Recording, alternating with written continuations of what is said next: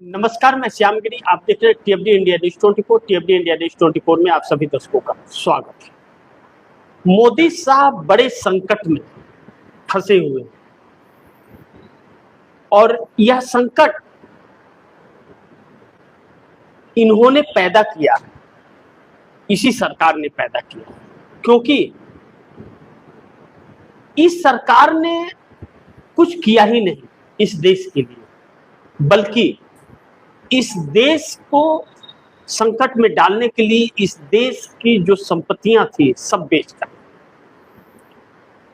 अलग अलग कानून अपने कुछ सहयोगी मित्रों के लिए यानी कि उद्योगपतियों के लिए बनाए और उसका फायदा उन्हें पहुंचाते रहे। नतीजा देश त्राहिमाम की तरफ आ गया। आज भी जो पेट्रोल डीजल की कमी हो रही है और अब पेट्रोल के लिए 5 लीटर निर्धारित किया गया है कि 5 लीटर पेट्रोल लेने के लिए आपको अपने खेत का खसरा खतौनी और आधार कार्ड लेके आना पड़ेगा, तब आपको मिलेगा, अन्यथा नहीं मिलेगा। और 5 लीटर से ज्यादा लेते हुए पकड़े गए तो कानूनी कार्रवाई होगी। और पेट्रोल पंपों पर जिस तरह से पेट्रोल डीजल गैस गायब है, लापता हो गया है, उससे यह तो अंदाज है कि आने वाले दिनों में किस तरह की समस्याएं देश पर आने वाली हैं। लेकिन उससे भी बड़ी समस्या बेरोजगारी की एक ऐसे आंकड़े इस देश में आए हैं जो चौंकाने वाले हैं। अब 1,37,384 कंपनियां मात्र 5 सालों में बंद हो गई हैं एमएसएमई की। हमारे देश के एमएसएमई मिनिस्टर जीतन राम मांझी, यह सरकारी आंकड़े हैं और यह आंकड़े अब डराने लगे हैं। लेकिन जिस तरह से मुकेश अंबानी की रिलायंस पेट्रोल डीजल बाहर के देशों में भेज रही है, सप्लाई कर रही है, और इस सरकार ने एक्सपोर्ट पर जिस तरह से दरें कम कर दी हैं, अपना टैक्स कम कर दिया है क्योंकि इनके मित्र हैं, और इस देश में पेट्रोल के रेट बढ़ते जा रहे हैं। वजह साफ है कि बाहर सप्लाई होने से हमारे देश में कमी हो रही है और देश को संकट में डाला जा रहा है, लेकिन सप्लाई करने की इजाजत दी जा रही है। जबकि चाइना के अंदर सख्त आदेश है कि इस वक्त कहीं भी चाइना के बाहर सप्लाई कोई कंपनी नहीं कर सकती और भरपूर सामान अवेलेबल होना चाहिए चाइना के अंदर हर चीज का। तो कंपनियां प्रोडक्शन कर रही हैं तो वह अपने देश में ही सामान को प्रेजेंट कर रही है, सबको दे रही है। लेकिन हमारे देश में ऐसा नहीं है। सस्ते दाम में तेल ले आकर विदेश माल भेजा जा रहा है, लेकिन अपने घर में लोगों को भिखारी बनाया जा रहा है, जबकि हमारे देश से पैसा कमाया जा रहा है और बाहर भेज के उसको 4 गुना किया जा रहा है। अब ऐसे में इस सरकार के लिए एक नई मुसीबत उत्पन्न हो गई है। लेकिन जिस तरह से टीएमसी के नेता अभिषेक बनर्जी पर कल हमले हुए थे और जानलेवा हमला करने की कोशिश की गई और इस वक्त अपोलो हॉस्पिटल में हैं। अपोलो हॉस्पिटल में एडमिट भी नहीं किया जा रहा था, परमिशन मांगा जा रहा था। किसका? सरकार का। अब किसी तरह किया गया, लेकिन राहुल गांधी ने फैसला कर लिया, ममता बनर्जी को फोन लगा दिया और अब हिसाब बराबर करेंगे राहुल गांधी ने ममता को फोन करके हालचाल जाना और किसी भी तरह के मदद का आश्वासन दिया और कहा कि अभिषेक को अगर दिक्कत है तो हैदराबाद भेज करके उनका इलाज कराया जाएगा। ममता बनर्जी ने स्वयं एक प्रेस को बयान देते हुए यह बातें कही हैं। लेकिन इस देश की गोदी मीडिया जो है वह अब कमान संभाल रही है, जो दलाली करती है।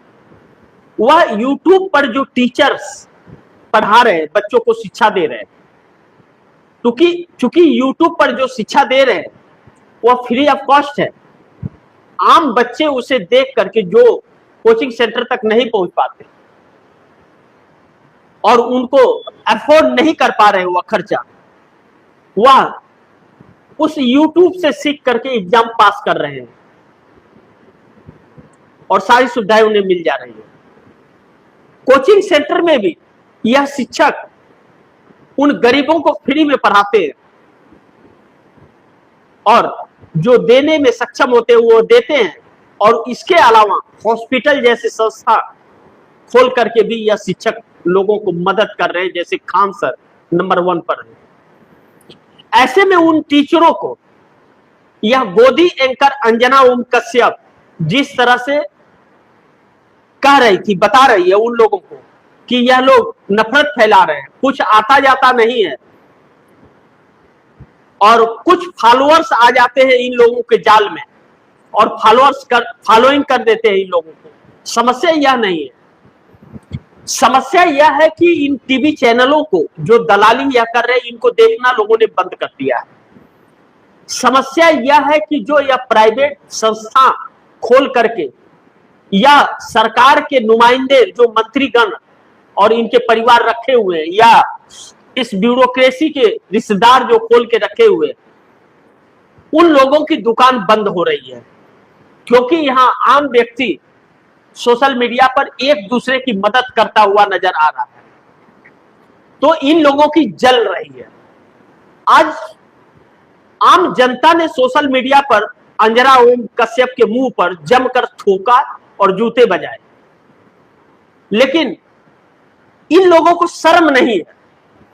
यह लोग जो नफरत फैलाते हैं और कराची तक कब्जा कर लेते हैं, पीओके लेकर के आ जाते हैं, ईरान को तहस नहस कर देते हैं, एक ऐसे डरपोक मंत्री को मास्टर स्ट्रोक बताते हैं, विश्वगुरु बताते हैं, तो इन्हें शर्म नहीं आती। तो यह नफरत नहीं है।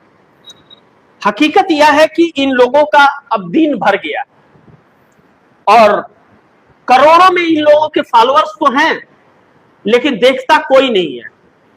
वह करोड़ों में तब थे जब भरोसा था, भरोसा खत्म हुआ और इनकी दुकान बंद हो रही है और इन्हें कहीं से एडवर्टाइज मिलता नहीं, और दलाली का जितना सरकार टुकड़े फेंक रही है उसमें यह काम चला रहे हैं। तो लोगों ने अब अंजना कश्यप पर भी थूकना शुरू कर दिया है और फोड़ दिया, थूथना समझते हैं ना, थूथना फोड़ दिया है सोशल मीडिया पर। लेकिन चंद्रबाबू नायडू भी अब फंसते हुए नजर आ रहे हैं, फंस गए हैं जैसे मोदी के चक्कर में। अब जिस तरह से राहुल गांधी ने कमान संभाला है, या इंडिया गठबंधन की जो बैठक होने जा रही है, यह 6 जून की इंडिया गठबंधन की बैठक अब 234 सांसदों तक पहुंच गई है, और जिस तरह से अभिषेक बनर्जी पर और 24 घंटे के अंदर कल्याण बनर्जी पर हमले हुए हैं और भारतीय जनता पार्टी के लोगों द्वारा किए गए, इससे अब मोदी शाह की संकटें बढ़ने वाली हैं, क्योंकि 6 जून के बाद विपक्ष किसी एक राज्य में सड़क पर नहीं, अब दल बल के साथ सड़कों पे दिखने वाला है, जो इस सरकार के लिए बहुत संकट पैदा होने वाला है। और जो सड़कों का हाल है और जो छात्र और मजदूर है वह देख रहे हैं आप दर्शक। ऐसे में चंद्रबाबू नायडू 18 सांसद किस काम के अगर इसके बाद भी मोदी के साथ बने रहे, लेकिन इसका नुकसान चंद्रबाबू नायडू को बढ़ चढ़ के होगा, इससे इनकार नहीं कर सकते। दूसरी तरफ नीतीश के 85 एमएलए में बगावत हो जाएगी आने वाले वक्तों में और 12 सांसद भी टूट जाएंगे, क्योंकि सम्राट चौधरी को जो सीएम बना करके भूल की है नीतीश कुमार ने, उसकी कीमत तो चुकानी पड़ेगी। सम्राट चौधरी जिस तरह से बिहार के अंदर बुलडोजर चला रहे हैं और गरीब दुखिया के घर को निशाना बना रहे हैं, यह बहुत चिंताजनक है। छात्र भी बीपीएससी के परेशान हैं और लोगों के घरों का छत भी उजाड़ा जा रहा है, ऐसे में सवाल उठता है कि अभी क्यों 20 साल 6 महीने क्या खाक छान रहे थे यह लोग? 20 साल 6 महीने नीतीश कुमार सीएम रहे और 20 साल भारतीय जनता पार्टी के साथ ही रहे, तो मलाई खाते रहे, बिहार को 4.06 लाख करोड़ रुपए के कर्ज में डाल दिया और अब कुछ नहीं बचा। वेतन और पेंशन देने के लिए पैसे नहीं है, लोगों के घरों पर बुलडोजर चला रहे हैं कि जमीनें अडानी को दे करके और चंदा वसूला जाए, अपना घर भरे इसके लिए। तो यह नीतीश कुमार की करनी है कि नीतीश कुमार के कर्मों की कीमत, इनके पापों की कीमत बिहार की जनता को चुकानी पड़ रही है। बिहार इस देश का सबसे पिछड़ा राज्य है और सबसे ज्यादा प्रवासी मजदूर के नाम से जाना जाता है, जबकि बिहार के अंदर अच्छे अच्छे होनहार हैं। जिस दिन वह लोग बाहर निकलना बंद कर दिए उस दिन बड़े बड़े कंपनियों में ताले लग जाएंगे, क्योंकि फिटर हो, फैब्रिकेटर हो, वेल्डर हो, हेल्पर हो, राजमिस्त्री हो, कारपेंटर हो या मजदूर हो, सबसे ज्यादा बिहार देता है, लेकिन इनकी कोई सम्मान और इज्जत नहीं है। लेकिन यह अपने खाने और पहनने में ही रह जाते हैं, इसके ऊपर यह सोच नहीं पाते, क्योंकि इसके ऊपर की उनकी आमदनी नहीं होती। ऐसे में उन लोगों को घर से उजाड़ा जा रहा है, जबकि बाढ़ रहित राज्य है, बाढ़ में हमेशा दह बह जाता है, लेकिन उन लोगों को बसाने के जगह पर उजाड़ती हुई नजर आ रही है। वैसे ही जैसे 1 रुपए की लीज पर 1100 एकड़ जमीन अडानी को दान दे दिया, वैसे ही बाकी जमीनें देने की इनकी प्लानिंग हो सकती है। और इसके बावजूद भी नीतीश चुप रहे तो नीतीश की पार्टी और नीतीश दोनों की समाप्ति अब निश्चित है। लेकिन प्रधानमंत्री मोदी की उल्टी गिनती शुरू है और झोला उठाने की तैयारी भी हो जाएगी। अब जिस तरह से अभिषेक बनर्जी पर हमला हुआ और पूरा इंडिया गठबंधन एक हो गया है और 6 जून को बैठक अब बहुत अहम हो जाएगी। अब कहीं न कहीं भारतीय जनता पार्टी ने गलती कर दी है और जिस तरह से राहुल गांधी ने फैसला कर लिया और जिस तरह से राहुल गांधी आगे बढ़ रहे हैं, अब पूरा इंडिया गठबंधन यह तो समझ गया है कि गुच्छे में रहना पड़ेगा, गुच्छे से अलग हुए तो मुश्किल हो जाएगी। और यही ममता बनर्जी, केजरीवाल और शरद पवार हैं जो नरेंद्र मोदी को आज सत्ता में बरकरार रखे हुए, उन्हीं की वजह से यह सत्ता में बने हुए हैं। भले ममता हार गई है, लेकिन ममता के 29 सांसद और 80 विधायक हैं, उन्हीं 29 में 20 को तोड़ने की कोशिश हो रही है। अगर यह नहीं टूटे और रुक गए इंडिया गठबंधन की बैठक के बाद, फिर मोदी का झोला उठने से कोई रोक नहीं पाएगा। ऐसे में राहुल गांधी के ऐलान के बाद 30 सांसद समर्थन वापस लेंगे मोदी सरकार से। राहुल गांधी का जो प्लानिंग है और 6 जून को जो फैसले होने जा रहे हैं, सबकी सहमति अगर रही तो नीतीश नायडू के लिए बहुत बड़ी समस्या खड़ी हो जाएगी। समर्थन वापस लिए बगैर इनका गुजारा नहीं रह पाएगा। ऐसे में मोदी सरकार के लिए बहुत बड़ा संकट पैदा हो जाएगा। बार बार आगाह चंद्र बाबू नायडू ने 18 सांसदों के साथ किया कि अब भी वक्त है, समझ जाइए, नरेंद्र मोदी को कहा, लेकिन नरेंद्र मोदी ने उसी जगह पर लाकर देश को पीठ खड़ा कर दिया। और दूसरी चीज, नरेंद्र मोदी ने फिर भाषण दिया, कहा कि जो कह रहा हूं देश सुने, जिन जिन सवालों को लेकर के मना कर रहा हूं माने, अन्यथा भीख मांगने पड़ेंगे दूसरे देशों के सामने। तो पाप नरेंद्र मोदी ने किया, कीमत आप चुकाइए।